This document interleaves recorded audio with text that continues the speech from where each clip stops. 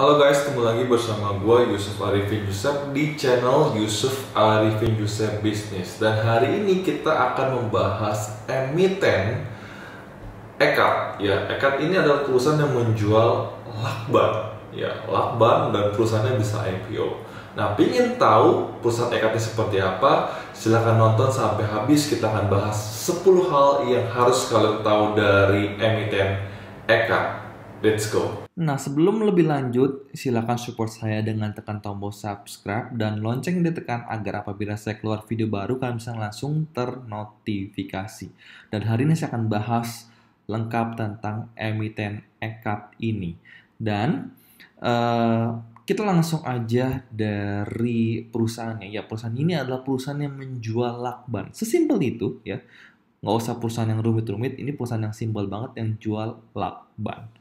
Oke, kita ke satu hal dulu dari 1 sampai 10. Yang pertama adalah company profile mereka ya. Perusahaan ini didirikan tahun 81 dengan nama PT Eka Dharma Widya Grafika dan mereka IPO pada tahun 1990 di Bursa Efek Jakarta. Lalu 2006 mereka merubah nama perusahaan mereka menjadi PT Ekat Harma International Tbk. Oke, dan ini distribusi perusahaan mereka ya. Mereka sekarang punya 33 kantor cabang di seluruh Indonesia. Oke, bahkan mereka punya perusahaan juga di Malaysia di Kuala Lumpur. Untuk komposisi kepemilikan nomor 2. Oke. Nah, Ekat ini mereka sendiri mempunyai kepemilikan perusahaan ini dengan total 79 lebih persen saham dan masyarakatnya di 20,9 sekian persen saya genapkan menjadi 21%. Ya, jadi saya cukup suka dengan komposisi seperti ini. Jadi masyarakat komposisinya tidak terlalu banyak. Kita lanjut ke masih di nomor 2 ya. Ini lebih lanjut tentang kepemilikan perusahaannya ya. Nah, bisa dilihat terupdate tanggal 5 Agustus 2020 mereka beli lagi 100.000 lembar saham. Ya, dengan sekarang kepemilikannya ada di 552.269.420 juta lembar saham yang mereka punya dengan total 79,03%. Dan saya nggak tahu apa yang dipikirkan oleh Ekat ini. Kenapa? Karena mereka itu dari 2018 data yang saya bisa lihat, itu mereka dari 76,81% sekarang naik menjadi 79,03%. Terus beli. Kalian bisa lihat ya, di Juni 2020 dia beli, terus 15, 17, 18, 19, 22, 23. Sering banget belinya. Ya, bahkan di Juli juga beli, di Agustus juga beli. Dan saya nggak tahu apakah mereka ingin go private atau seperti apa, karena mereka sudah IPO sudah cukup lama, tapi beberapa tahun terakhir ini mereka terus memiliki buyback terus untuk perusahaan mereka. Ya. Nomor ketiga, jujur saya sorry ya tentang Ekat, saya nggak tahu mereka punya merek brand apa. Oke, yang sering terkenal adalah Daimaru. Karena saya beli lakban selama ini tidak pernah melihat mereknya. Yang penting ada lakban yang saya beli, yang lengket saya beli gitu loh, simple banget. Jadi saya nggak melihat mereknya. Tapi yang terkenal di pasaran harusnya adalah merek Daimaru. Ya, saya nggak tahu, mudah-mudahan kalian nggak seperti saya, nggak tahu merek seperti ini. Tapi nanti saya akan bahas tentang pengalaman pribadi saya. Nah, di brandnya ini mereka punya 4 brand, yaitu Daimaru, Superfix, Ekatex, ini untuk 3 lakban itu, dan yang terakhir adalah Bestpack. Ini adalah alat ya atau mesin untuk mempacking ya supaya packingnya lebih gampang. Ya, jadi mereka punya 3 merek lakban dan 1 untuk alatnya. Nomor 4 yang harus kalian ketahui ya, karena saya tidak kenal dengan merek Daimaru, tapi saya kemarin baru bantu istri saya beli lakban 4 biji dengan belinya di Indomaret. Simple banget, dan yang saya kejutkan adalah ini diproduksi oleh Ekat Dharma International. Ujung-ujungnya gue nggak peduli lu merek apa, tapi semua lakban gue yang produksi ya. Nggak usah dipungkiri, Ekat ini adalah perusahaan untuk produksi lakban market leader di Indonesia. Ya, jadi kita mungkin nggak sering dengar Superfix atau merek yang lainnya. Cuman kalau kalian beli lakban di Indomaret, kalian beli adalah lakban yang diproduksi oleh Ekat. Gua nggak tahu alfa ada seperti itu atau enggak. Kalian bisa komen di bawah, kalian beli ya, dan silakan bantu gua. Hal kelima yang kalian harus tahu dari EKAD ini adalah tentang laporan keuangannya. Oke, pertama-tama adalah laporan laba ruginya. Oke, gue sudah membantu memfilter ya, menganalisa datanya supaya kalian gampang membacanya dan menganalisanya. Di kuartal pertama, year on year dibandingkan ya. Net profitnya naik karena HPP-nya turun. Oke, di sini gue punya data ya. Di kuartal pertama 2020, ini kuartal pertama 2019 secara nominal, dan berikutnya ada secara persentase. Dan terakhir adalah perbandingan year on year-nya. Revenue mereka di kuartal pertama 2020 menurun. Walaupun mungkin sekarang udah banyak ngomong, yang onan makin banyak, penggunaan lakban seharusnya makin banyak, tapi kenyataannya di kuartal pertama 2020 mereka turun omsetnya. Berikutnya, gross profit mereka naik di kuartal pertama 2020. Nah, ini disebabkan oleh HPP-nya turun. Ya, HPP-nya mereka turun oleh menyebabkan gross profit-nya itu dari 30,9% naik ke 33,6%. Jadi ada pertumbuhan gross profit sekitar 5,39%. Berikutnya di operating profit. Ya, berikutnya juga naik juga dari 36,8 miliar menjadi 37,1 miliar. Ya, naiknya 0,81%. Dan net profit-nya dari 28,1 miliar naik menjadi 29,9 miliar, naik 6,4%. Dan sekarang sudah tanggal 23 Agustus 2020 di mana hari ini gue bikin video ini, jadi gue harus up to date ke semester 1. Semester 1 itu berisikan tentang kuartal pertama dan kuartal kedua digabungkan. Ya, kesimpulan dari yang gue analisa adalah net profit-nya naik karena HPP dan beban penjualannya turun.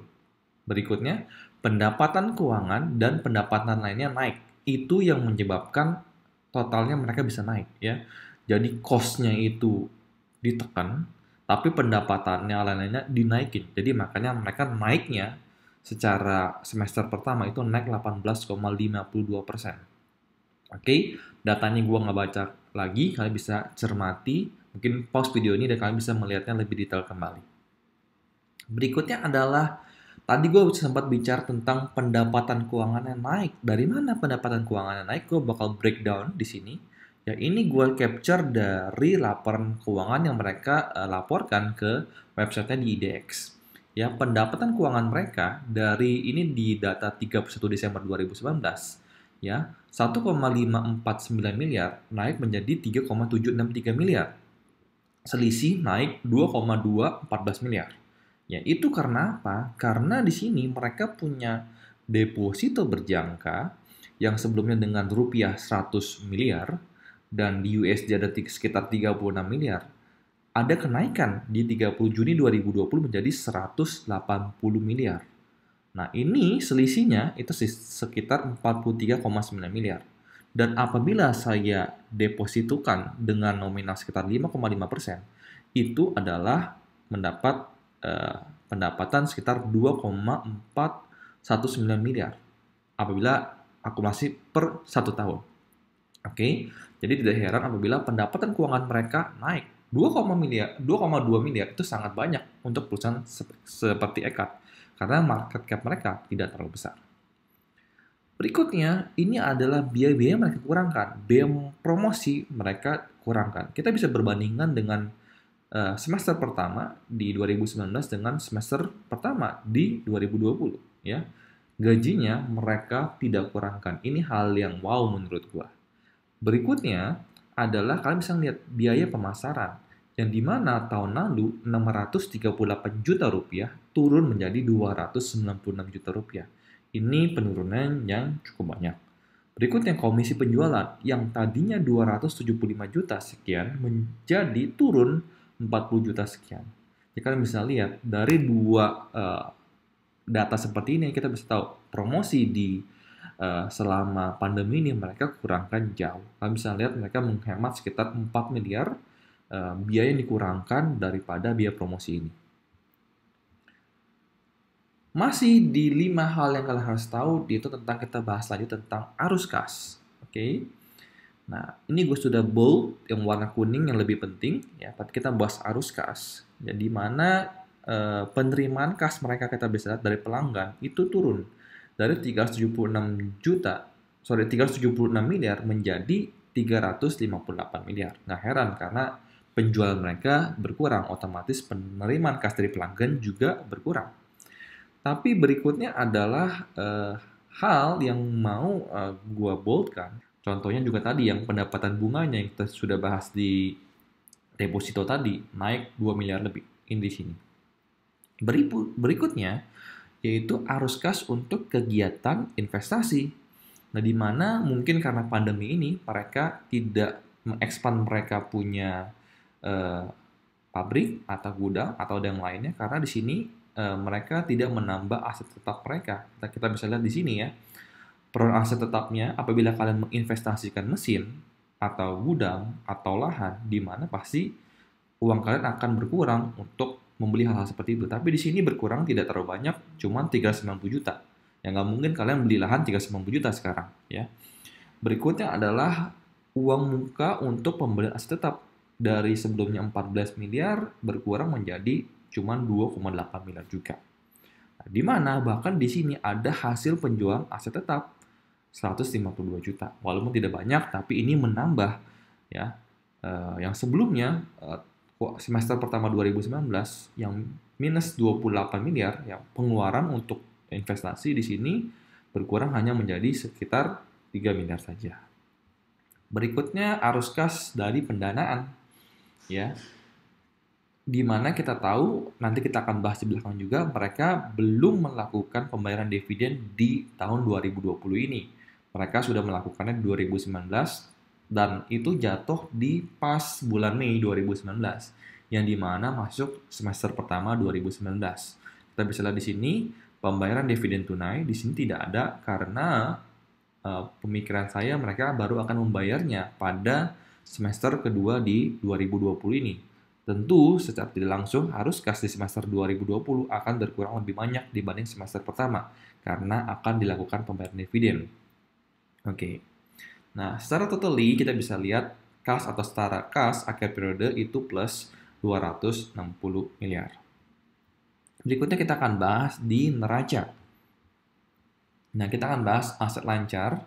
Ya, kas atau setara kas ini 260 miliar bertambah cukup banyak dibanding 31 Desember 2019 hanya 161 miliar, naik kurang lebih sekitar 100 miliar. Dan BTW di sini sebenarnya ada deposito. Nah, apa perbedaan dengan deposito berjangka yang di bawah ini? Ya, senilai sekarang lebih 16 miliar. Di sini adalah deposito berjangka ini yang biasa mereka jaminkan untuk mungkin pinjaman bank. Ya, jadi deposito berjangka ini tidak bisa mereka cairkan. Ya, berbeda dengan kas atau setara kas yang mereka punya depositonya tapi mereka bisa cairkan dengan cepat. Oke, nanti kita akan breakdown di bawah juga. Berikutnya juga investasi jangka pendek, mereka punya 12 miliar berupa apa? Berupa saham di perusahaan lain. Kita akan bahas di bawah juga. Terakhir adalah di aset lancar ini saya akan bahas tentang piutang usaha yang sebelumnya 102 miliar turun menjadi 81,6 miliar. Ini hal yang bagus karena piutang makin berkurang, artinya kas kita makin bertambah. Nah, kita akan lebih detail bahas tentang aset lancarnya di kas atau setara kas. Nah, sebenarnya yang kas mereka punya sekarang tidak sebanyak 260 miliar karena paling gampang di sini kita bisa lihat yang sudah kita bahas di depan tadi ada deposito senilai 180 juta. Senilai 180 miliar. Tapi tentu deposito berjangka ini dia bisa cairkan dengan cepat. Nah, berikutnya kalian bisa ngeliat juga di sini untuk kas dia sebenarnya yang realnya itu cuman 459 juta yang mereka bisa pakai ya ini untuk kas. Sedangkan di banknya itu mereka punya 62 miliar di Mandiri, BCA 4 miliar, ICBC 4 juta lebih, ya BNI sekitar 1 juta lebih. Ini untuk valuta asingnya, ini adalah mereka juga punya ringgit karena mereka punya anak perusahaan di Malaysia juga. Oke. Berikutnya adalah investasi jangka pendek mereka. Ya, mereka juga investasi di perusahaan lainnya, kebetulan di emiten yang berbeda yaitu Asahi Mas Flat Gas atau emiten sahamnya dengan kode AMFG. BTW saya sendiri tidak terlalu mengikuti AMFG ini, ya. Dan juga mereka juga punya saham di PT Buana Finance Tbk atau kode emitennya di BBLD. Kalian apabila kalian kepo, kalian bisa langsung lihat-lihat, cek sendiri kalau Ekat ini investasi jangka pendek di perusahaan mereka berdua. Dan kita bisa lihat lagi untuk hutang bank mereka. Ya, hutang bank jangka pendek mereka berkurang dari 12 miliar menjadi 6,5 miliar. Ini adalah hal yang bagus. Utang usaha juga sama, dari 26 miliar berkurang menjadi 14,7 miliar. Ya, dilanjutkan lagi dengan liabilitas jangka panjang. Ya, hutang bank jangka panjangnya dari 8,1 miliar berkurang menjadi 4,8 miliar. Nah, jadi dari liabilitasnya ini dari 115 miliar berkurang menjadi 85,7 miliar. Dan ini ya, DER-nya itu cuma 0,02, sangat-sangat rendah. Jadi perusahaan ini punya kas yang sehat dan hutang yang sangat sedikit. Nah, di sini juga ada laporan dari mereka yang mereka sampaikan ke website IDX. Kalau berdasarkan laporan keuangan per 30 Juni 2020, jumlah liabilitas turun sebesar 25,84%. Ya. Nah, ini turunnya karena apa? Penurunan jumlah liabilitas sebagian besar disebabkan oleh penurunan hutang usaha dan pembayaran utang bank sehingga utang bank turun. Turunnya hutang usaha disebabkan pembelian persediaan tidak sebanyak periode sebelumnya. Ya, jadi biasanya kan kita seperti mereka beli barang sama supplier, otomatis mereka punya hutang usaha. Tapi karena belanja tidak sebanyak periode sebelumnya, jadi hutangnya juga berkurang. Nomor 6 adalah rasio keuangan. Oke, kita bisa lihat di sini ROA-nya 8,4%, ROE-nya atau return on equity-nya 9,4%. Memang tidak lebih dari 10% ya, seperti mungkin perusahaan-perusahaan seperti yang lainnya. Cuma saya rasa ini adalah angka yang masih cukup oke menurut saya. Dan dengan net profit margin NPM-nya 11,6% dan DER-nya sempat kita bahas cuma 0,02. Market cap-nya 891 miliar. Ya, memang ini bukan perusahaan yang besar sekali. Ya, likuiditasnya tapi cukup oke. Ya, jarang dibeli oleh foreign. Ya, jarang dibeli oleh orang asing. Kebanyakan dibeli oleh masyarakat Indonesia. Dan tentu dia belum masuk Kompas 100 atau belum masuk LQ45 karena market cap-nya masih cukup kecil. Jadi adalah perusahaan second liner. Nah, ini adalah dividen yang kita akan bahas. Mereka aktif sekali bayar dividen dari tahun 2009 yang saya dapat. Mungkin sebelumnya juga pernah, saya nggak tahu. Dari tahun 2009 sampai 2019, ya tidak pernah bolong setahun pun. Ya, tidak pernah bolong setahun pun. Jadi terus pembagian dividennya. Bahkan di tahun ini, ya mereka sedang ROPS 19 Agustus 2020, baru beberapa hari yang lalu. Cuman karena mungkin perusahaan ini tidak terlalu besar, jadi tidak dihadiri oleh banyak media pers. Jadi untuk data dividen payout ratio-nya berapa persen dan dividen yield-nya berapa persen kita belum tahu. Ya mungkin nanti hari Senin tanggal 24 Agustus mungkin beritanya baru akan di-expose. Ya BTW untuk payout ratio-nya memang tidak terlalu besar, mereka di 29% dan dividen yield-nya cuma 2,4%. Ya. Jadi kalau Anda suka dividend yield, ya saya rasa di Ekat ini bukan terlalu cocok untuk kalian investasi. Nomor 8, kita bahas tentang valuasi. Ya, apa kalian tahu tentang buku dari Benjamin Graham? Ya, di mana biasanya harga itu murah, sebuah emiten murah itu dibahas apabila PER ya dikali PBV-nya itu tidak lebih dari 22,5. Sedangkan saya bantu kalian hitung PER-nya di 10,85 dan PBV-nya, price to book value-nya 1,02 yang dikalikan hanya 11,007. Nah, apabila PER dikali PBV-nya 22,5, harga wajarnya adalah 1.813. Tapi apabila kalian menggunakan metode price to earning method, ya, di mana saya mengambil ya apabila menggunakan PER-nya yang trailing 12 month, harga wajarnya adalah 891. Apabila saya menggunakan pair annualize yang saya anggap di kuartal pertama dan kuartal kedua 2020 mereka bisa menghasilkan net income yang lebih besar daripada tahun sebelumnya, nah itu harga wajarnya di 1013. Nomor 9. Apakah perusahaan ini bisa bangkrut? Kalau bangkrut bagaimana? Ya, sebantu kalian hitungkan. Net value ya dibagi per share out, mereka punya total saham yang mereka beredar, itu saya dapatkan ya.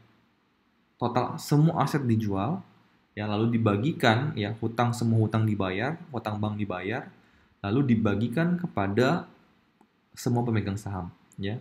Kalian bisa dapat 1116. Jadi angkanya menurut saya masih lumayan ya. Jadi perusahaan ini sangat-sangat aman menurut saya secara fundamental. BTW ini nominal ini bukan saya ambil dari price value per share. Karena kalau saya ambil dari price book value per share, ya, kalau saya ambil dari book value per share itu kalau nggak salah di 1224. Terakhir, harga atau price yang pasti kalian pingin tahu. Dari tadi ngomongin rasio keuangannya, ngomongin hutangnya, ngomongin kasnya, perusahaan ini sebenarnya bagus nggak sih di investasi? Kita ngomong tentang harga nomor 10 terakhir. Oke, tanggal 21 Juli 2020, itu mereka mencetak all-time high-nya, atau sejarah mereka dengan harga tertinggi di 1380. Oke, harga di tanggal 19 Agustus 2020 atau terakhir ya, karena ada tanggal 23 tanggal merah, harganya di 1275. Sudah sedikit berturun daripada sebelumnya. Oke, ini perusahaan mungkin mirip MDKA ya. MDKA akhir ini all time high juga karena harga emas naik. Ya. BTW di sini adalah awal 2020 di mana sebelum pandemi. Harganya mungkin sekitar 1.800-1.900-an mungkin ya, karena saya tidak melihat detailnya. Dan bulan Maret jebret turun sekitar 600 lebih. Tapi setelah pandemi ini dia cepat banget baliknya, bahkan bukan balik tapi melebihi daripada harga sebelum pandemi, yaitu mencetak all time high. Nah, balik lagi, ini bukan rekomendasi saham. Jadi saya sendiri belum memutuskan untuk investasi di perusahaan nekat. Cuman menurut saya secara fundamental semua good, semua bagus. Hutang sedikit, cash banyak, ya. Perusahaan yang bukan abal-abal, perusahaan yang sudah lama sekali, yang kita tahu track record-nya bagus, ya. Rajin bagi dividen, walaupun dividennya tidak terlalu banyak. Cuman terakhir, apakah kita bisa beli harga yang cukup rendah agar ke depannya kita bisa mendapatkan capital gain? Itu ada satu pertanyaan. Ya, apabila kalian menggunakan metode valuasi PR kali PBV 22,5, masih ada kenaikan yang cukup banyak. Tapi apabila menggunakan price to earning method, harganya sebenarnya sedikit kemahalan. Jadi saya tidak bisa menjawab apakah sekarang timing tepat untuk investasi atau tidak. Karena itu harus dilakukan oleh kalian sendiri, bukan oleh saya. Dan sekian video kali ini untuk emiten ECAP. Untuk 10 hal yang harus kalian ketahui sebelum investasi di perusahaan emiten ECAP ini. Kenapa? Karena saya ingin sekali kalian membeli saham harus mengenali dulu perusahaan ini seperti apa. Jangan membeli saham karena emosional kalian atau kalian nggak tahu ya emiten ini emiten yang ternyata perusahaan yang zonk, kalian nanti bisa rugi besar atau bagaimana. Saya sangat-sangat tidak berharap seperti itu. Jadi mudah-mudahan video ini bisa bermanfaat buat kalian semua. Dan apabila kalian ingin support saya, caranya sangat gampang sekali. Silahkan tekan tombol subscribe dan loncengnya ditekan agar apabila saya keluar video baru kalian bisa langsung ternotifikasi. Dan terakhir, apabila kalian tertarik dengan PDF yang hari ini saya presentasi, silakan klik tombol link yang ada di bawah. Saya sudah siapkan di description ya, dan cukup hanya membayar mentraktir saya dengan sebuah harga POPMI saja. Sampai ketemu di video berikutnya. Salam cuan dan bye bye.